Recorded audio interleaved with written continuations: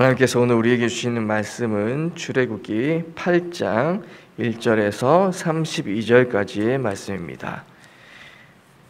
하나님께서 오늘 우리에게 주시는 말씀은 출애굽기 8장 1절에서 32절까지의 말씀입니다. 우리 모두 찾으셨으면 출애굽기 8장 1절에서 32절까지의 말씀 다 같이 합독하시겠습니다. 시작.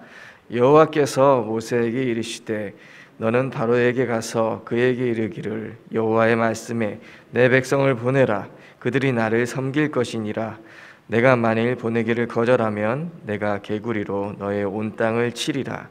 개구리가 나일강에서 무수히 생기고 올라와서 내 궁과 내 침실과 내 침상 위와 내 신하의 집과 내 백성과 내 화덕과 내 떡반죽 그릇에 들어갈 것이며 개구리가 너와 내 백성과 내 모든 신하에게 기어오르리라 하셨다 하라.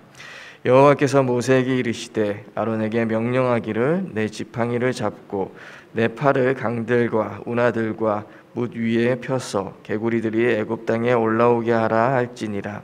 아론이 애굽 물들 위에 그의 손을 내밀매 개구리가 올라와서 애굽 땅에 덮이니 요술사들도 자기 요술대로 그와 같이 행하여 개구리가 애굽 땅에 올라오게 하였더라. 바로가 모세와 아론을 불러 이르되 여호와께 구하여 나와 내 백성에게서 개구리를 떠나게 하라. 내가 이 백성을 보내리니 그들이 여호와께 제사를 드릴 것이니라. 모세가 바로에게 이르되 내가 왕과 왕의 신하와 왕의 백성을 위하여 이 개구리를 왕과 왕궁에서 끊어 나일강에만 있도록 언제 강구하는 것이 좋을지는 내게 분부하소서.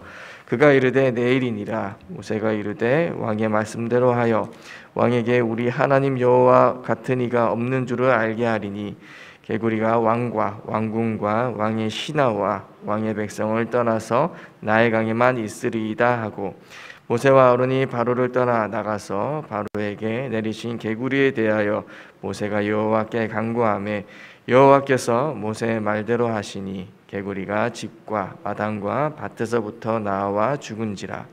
사람들이 모아 무더기로 쌓으니 땅에서 악취가 나더라. 그러나 바로가 숨을 쉴 수 있게 됨을 보았을 때 그의 마음을 완강하게 하여 그들의 말을 듣지 아니하였으니 여호와께서 말씀하신 것 같더라. 여호와께서 모세에게 이르시되 아론에게 명령하기를 내 지팡이를 들어 땅에 티끌을 치라 하라. 그것이 애굽 온 땅에서 이가 되리라. 그들이 그대로 행하세 아론이 지팡이를 잡고 손을 들어 땅에 티끌을 치매 애굽 온 땅의 티끌이 다 이가 되어 사람과 가축에게 오르니 요술사들도 자기 요술로 그같이 행하여 이를 생기게 하려 하였으나 못하였고 이가 사람과 가축에게 생긴지라. 요술사가 바로에게 말하되 이는 하나님의 권능이니이다 하였으나 바로의 마음이 완악하게 되어 그들의 말을 듣지 아니하였으니 여호와의 말씀과 같더라. 여호와께서 모세에게 이르시되 아침에 일찍 일어나 바로 앞에 서라. 그가 물 있는 곳으로 나아오리니 그에게 이르기를 여호와께서 이와 같이 말씀하시기를 내 백성을 보내라. 그러면 그들이 나를 섬길 것이니라. 내가 만일 내 백성을 보내지 아니하면 내가 너와 내 신하와 내 백성과 내 집들의 파리떼를 보내리니 애굽 사람의 집집에 파리떼가 가득할 것이며 그들이 사는 땅에도 그러하니라. 그날에 나는 내 백성이 거주하는 고센 땅을 구분하여 그곳에는 파리가 없게 하리니 이로 말미암아 이 땅에서 내가 여호와인 줄을 내가 알게 될 것이라.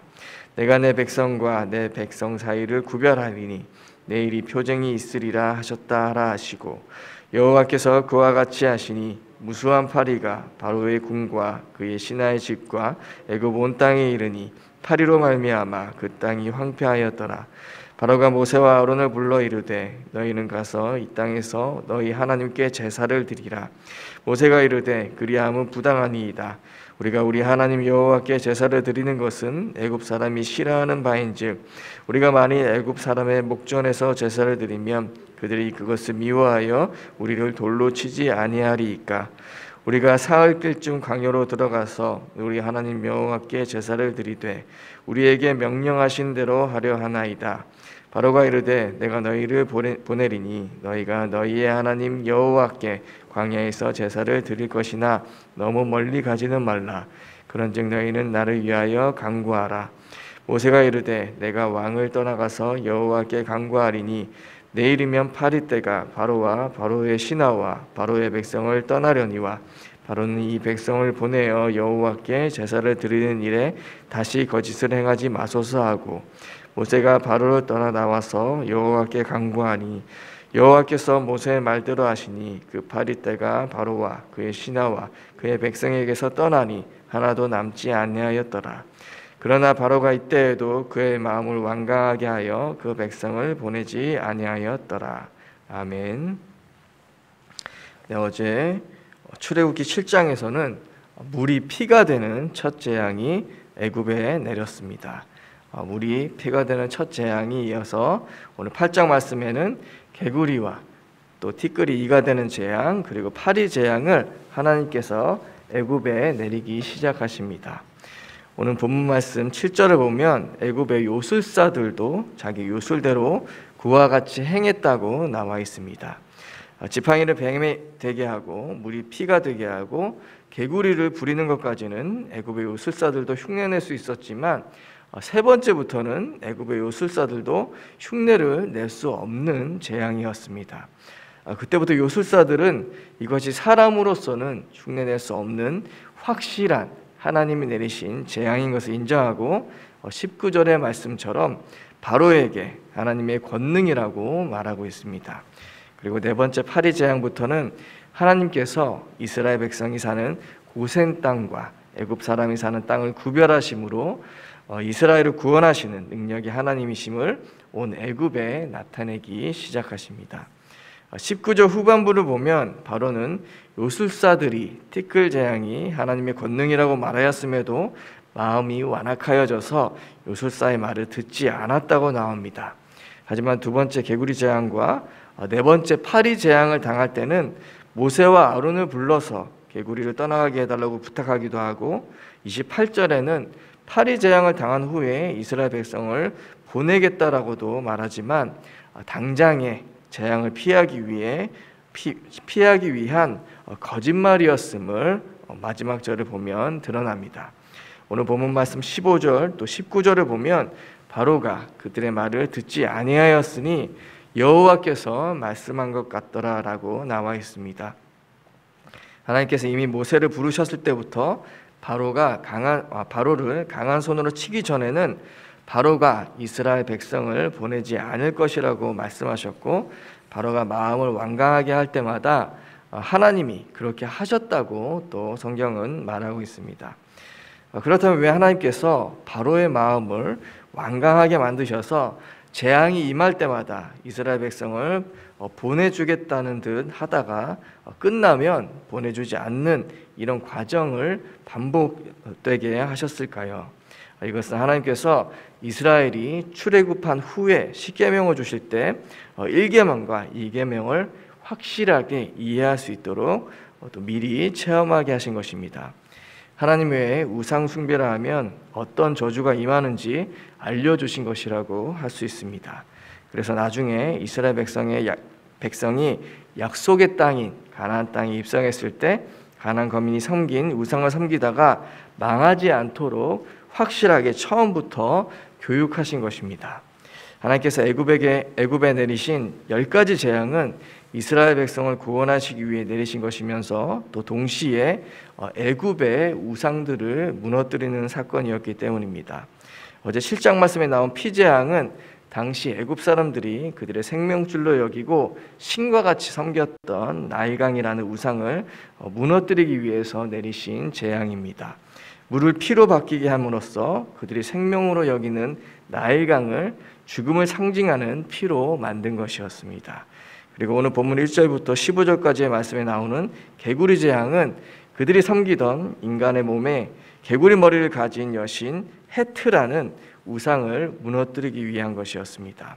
헤트는 풍요와 다산의 신으로 애굽 사람들이 여기고 있었고 나일강에 장마를 가져다주는 신으로 섬기고 있었습니다.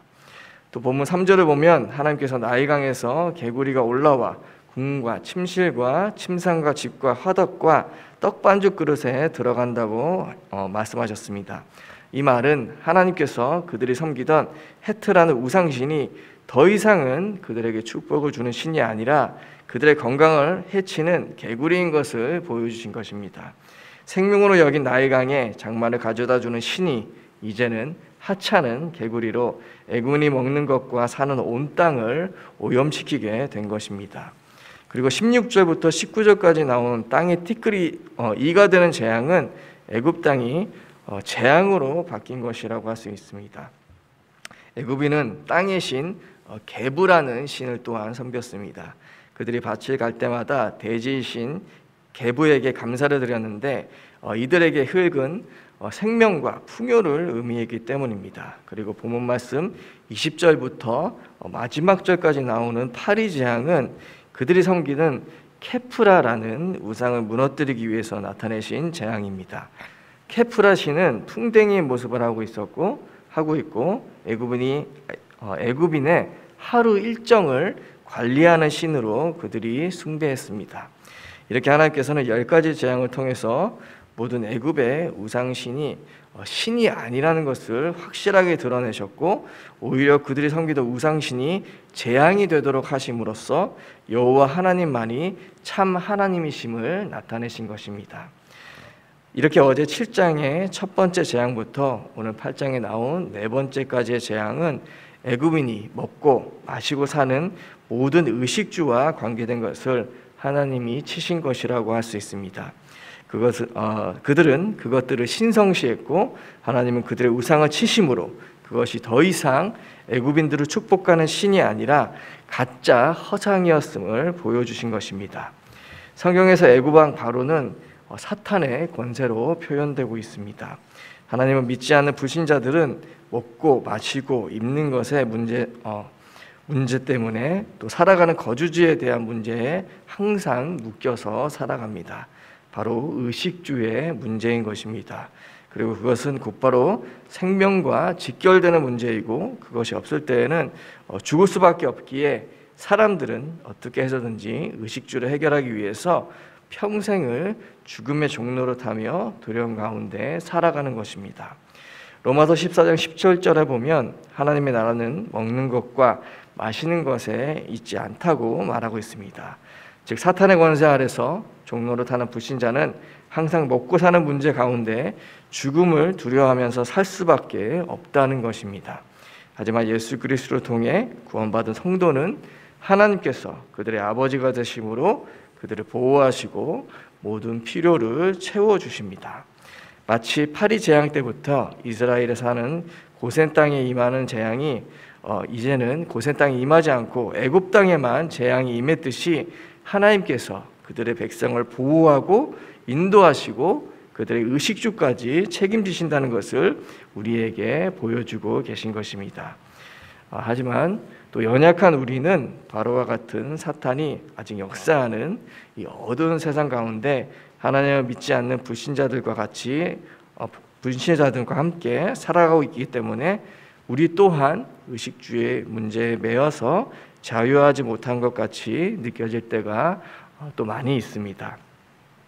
그리고 건강의 문제, 경제의 문제는 항상 우리를 따라다니는 것 같이 보이기도 합니다. 하지만 우리가 항상 기억해야 할 것은 하나님께서 이스라엘의 고센 땅과 애굽 땅을 나누셨듯이 우리를 거룩한 주의 자녀로 죄사함을 받아서 완전하고 영원한 하나님의 나라에 들어갈 자로 창세전에 미리 하나님께서 우리를 선택하시고 또 구원하시고 거룩하게 구별하셨다는 사실입니다. 그렇게 우리의 모든 것을 책임지시는 우리 아버지 되시는 하나님을 우리가 믿는다면 의식주로 우리를 두렵게 하고 속이는 사탄의 속임에 넘어가지 않고 하나님만을 의지하고 살아갈 수 있을 것입니다. 우리가 의식주에 묶여 있을 때 우리는 시험에 들 수밖에 없습니다. 그렇기 때문에 예수님께서는 광야에서 사탄에게 시험 받으실 때 육신의 정욕, 안목의 정욕, 이생의 자랑, 이 모든 세상의 정욕을 우리를 위해서 이겨주신 것입니다. 불신자들은 애굽인들이 우상으로 섬겼던 것 같이 먹는 것, 사는 곳, 자신의 건강을 우상처럼 섬기고 살아갑니다. 하지만 우리는 그 모든 것의 주인 되시는 하나님을 섬기는 그분의 자녀들입니다. 오늘 말씀을 통해서 우리가 애굽 사람이 섬겼던 우상들과 같은 의식주에 묶여서 하나님을 온전히 의지하고 신뢰하지 못하고 살아가는 부분은 없는지 돌아보기 원합니다. 우리의 모든 걱정과 괴로움을 아시는 하나님께서 그분의 아들을 우리를 위해 십자가에 돌아가게 하시기까지 우리를 그렇게 사랑하셨는데 우리의 의식주의 문제를 해결하지 못하실 분도 아니시기 때문입니다. 코로나로 인해서 우리는 여러 가지 어려운 가운데 있습니다. 특히 경제적인 어려움을 겪고 있는 성도님들도 계실 것입니다. 사탄은 어떻게든 인간으로 하여금 하나님을 만나지 못하게 하고 또 하나님 만나 구원을 받으면 하나님의 자녀된 권세를 누리지 못하도록 의식주에 관련된 육신의 것을 가지고 우리들을 두렵게 하고 또 속입니다. 오늘 말씀을 통해 그 모든 사탄의 권세를 꺾으신 분이 바로 여호와 하나님이심을 성경은 확실하게 증거하고 있는 것입니다. 그리고 그분은 성령으로 우리가 구원받았을 때부터 천국 갈 그날까지 이 땅에 우리가 사는 동안 우리를 인도하시고 보호하시고 우리를 통해 역사하신다고 예수님의 말씀을 통해 분명히 우리에게 또한 약속해 주셨습니다. 그 하나님을 믿는 믿음으로 오늘도 이 세상을 이김으로 사탄의 권세 아래 매인 자들에게 복음을 전하고 구원의 일을 나타내는 세상을 안위하는 교회로 살아가는 모든 재건부평교회 성도님들 되시기를 간절히 소원드립니다. 기도하겠습니다. 하나님 아버지, 세상에 있는 모든 것이 육신의 정욕과 안목의 정욕과 이생의 자랑이라고 성경은 분명히 우리에게 말해주고 있습니다. 하지만 이 세상도 그 정욕도 지나가되 오직 하나님의 뜻을 행하는 자는 영원히 거하느니라라고 성경을 통해 말씀하신 그 하나님을 믿고 의지하며 오늘 하루를 살아가게 하여 주시옵소서. 애굽 사람들이 신으로 섬겼던 나일강, 개구리, 땅의 티끌, 파리 등 그들의 의식주를 책임져주는 세상의 것을 그들은 의지하고 신으로 숭배했었습니다. 하지만 하나님께서는 그들의 모두 우상을 10가지 재앙을 통해 무너뜨리시고 바로의 손에서 이스라엘 백성을 구원하시고 그들의 모든 삶 또한 책임져 주셨습니다.